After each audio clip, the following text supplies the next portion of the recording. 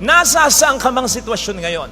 Kung sa palagay mo, diyan ka talaga inilagay ng ating Panginoon, believe me, you are the right person for that. Huwag kang makikinig sa diablo na nagsasabi sa iyo, either diretso o sa budhi mo, di mo kaya. Hindi ito para sa iyo. Wala nang mangyayaring maganda. Sapagkat, to tell you frankly, sinungaling siya. Ang nakikita niya, may mangyayari pang maganda. Ang nakikita niya, kaya mo talaga. Kaya binabaligtad ka niya. Yes, maaring for the meantime, parang mga maling tao ang nakapaligid sa iyo. Kasi sumasakit ang ulo mo, tinudurog nila ang puso mo. Puro konsumisyon ang binibigay sa iyo. Pero it doesn't necessarily mean na ikaw ay maling tao na rin para sa mga taong ito. Tandaan mo, lalong-lalo na kung ang pag-uusapan natin dito ay pamilya mo. Hindi ikaw ang pumili sa kanila. Ang Diyos ang pumili sa iyo na maging kapamilya nila. Pwede mang magkamali ang Diyos? Hindi. Kaya mo. Maniwala ka. Nagiging mahirap lang kasi for the meantime. Sana nga for the meantime. Hindi sila asawa mo, kapatid mo, anak mo, na pinoproblema mo. For the meantime, sana. Hindi sila nagpapakatamang tao, tamang asawa, tamang kapatid, tamang anak para sa'yo. Pero hindi na sila magiging tama pa kung magiging mali ka na para sa kanila. Naintindihan niyo po ba?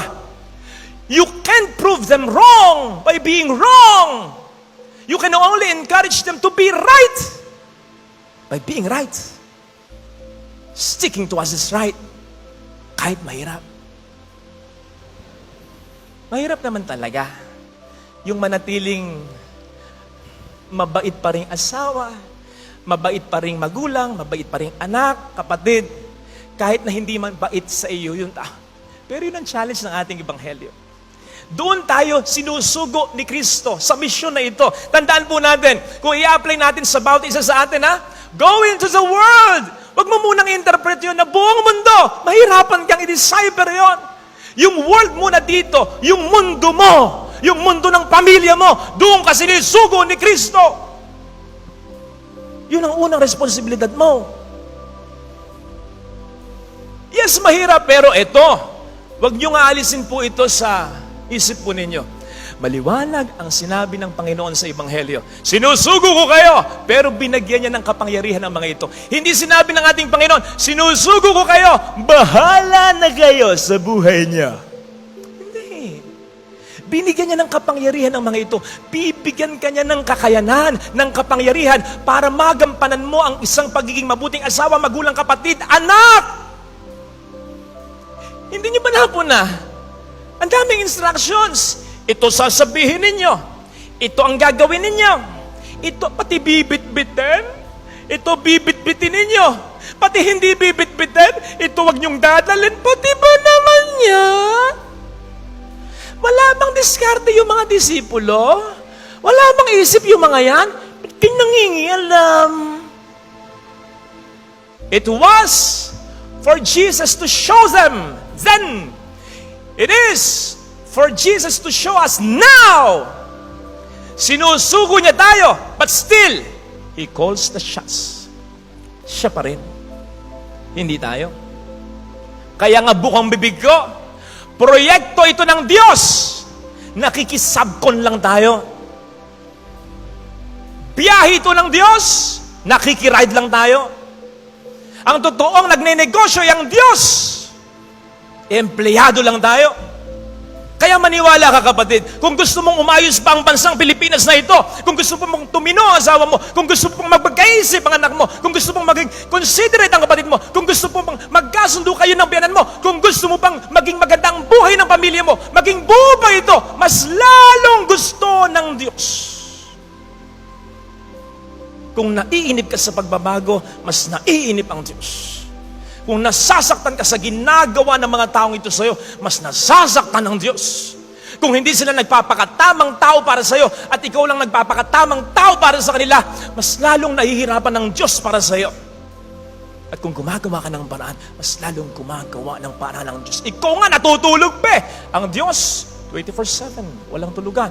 Anong sabi ng ating Panginoon? Ako at ang Ama ay patuloy sa paggawa. Ano pang gagawin ng Diyos para sa sarili niya?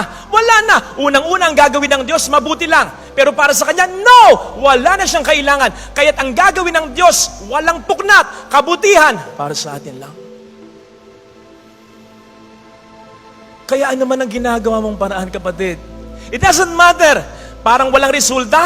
Kapatid, ang nakikita mo, yung nakikita mo lang. May divine realm. May ginagalawang arena ang Panginoon. May ginagawa siya. Putting people in your lives. Proper people, proper places. Lining up them. Circumstances. Hindi mo nakikita, pero ibig sabihin nun, hindi ibig sabihin nun, wala siyang ginagawa. Meron siyang ginagawa. At yung ginagawa niya, kahit buong buhay mong gawin, kahit yun lang ang gawin mo, hindi mo magagawa. Iba talaga ang nagagawa niya. Mas marami siyang ginagawa. Bakit? Sapagkat ito ay proyekto pa rin niya. Nakikikooperate ka lamang sa Kanya. O sige nga, sige. Romans 8:28. All things work together for the good of those who love Him. Kaya mo ba yon?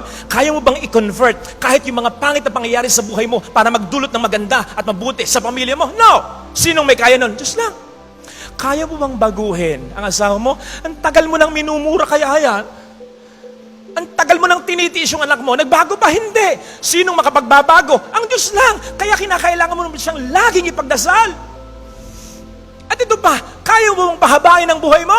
O pahabain ang buhay ng mahal mo para bago man lang mamatay ang isa sa inyo sa mundong ito, maayos nyo kung ano yung gulo nyo? Hindi. Sinong makagagawa niyan? Fortunately, may mga taong ganyan, bago mamatay yung isa, nagkakasundo pa. Sinong may dulot niyan? Ang Diyos. Ang Diyos lang. Kaya, it will help us a lot kung ipagpapasa Diyos natin ang lahat.